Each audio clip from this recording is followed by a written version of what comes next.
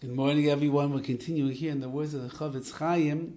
Yesterday he informed us that if a person speaks Lashon Hara, Rachmana litzlan, about another person, when he could have judged them favorably for the things that they have done, they transgress the prohibition of B'tzedek Tishba Ramisecha, that we have an obligation, a mitzvah in the Torah, a positive commandment, to judge our fellow Jews righteously and favorably. And if we don't do that, speak Lashon Hara and transgress that at the same time. If through your stories and your words of Lashon Hara and Mechilis, the tale-bearing,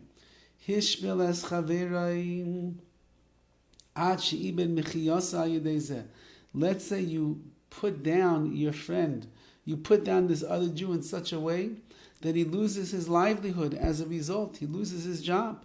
Because of your very sour heart that you have inside of you, you're saying bad things about this person. So you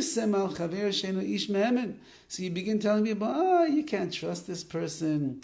You should know he's not really reliable. The guy's trying to get a job and you're saying all these terrible negative things about him. Or let's say he's a worker. You say, you know what, this guy, he's not really such a good plumber. I've seen his work before. He forgets his drill. He forgets his wrench when he comes. He leaves a mess.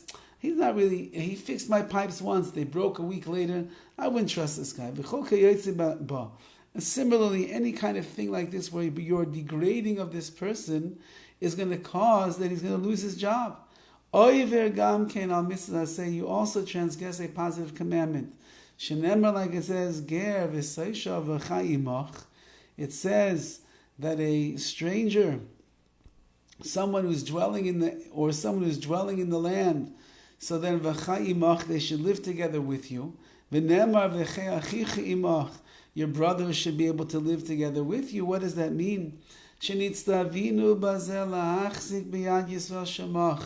Imach can also be a language of mach, a person who is on the poorer side of the financial scales. And you have a mitzvah to be mechazik, to strengthen the hand of a Jew who is in need, who needs a job, who needs a livelihood, who needs some money. Either you give him a gift, or you give him a loan, or lasais imay shutfis, make a partnership with him, or find the guy a job. These are all the ways that a Jew is supposed to treat another Jew. You see someone who's in need, you see somebody who needs some extra money, he needs a parnasa, help him get a job. Why? Because if you help this guy get a job, then he'll be able to stand on his own 2 feet, and he won't fall into oblivion and have to rely upon other people for tzedakah and the like. So you have a mitzvah to take care of him. All the more so. We are commanded and we are obligated to make sure that we don't become the cause of somebody losing the job that they have. We don't want to be the cause of somebody going into financial debt and disarray because we said Lashon Hara v'chilas about him and he lost his job, who couldn't get hired. We can't chalila be that. If you see a person who's poor and you have an obligation to make their life better and to loan them money or give them a gift or get them a job, so then that's when the person has nothing. All the more so, says the CHOFETZ CHAIM, if the guy has a job already and he's surviving and you cause him to lose all of that, what a terrible avera, what a terrible sin a person does.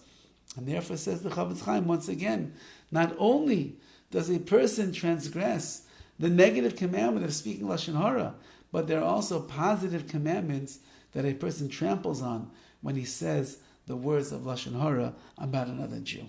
Have a wonderful day.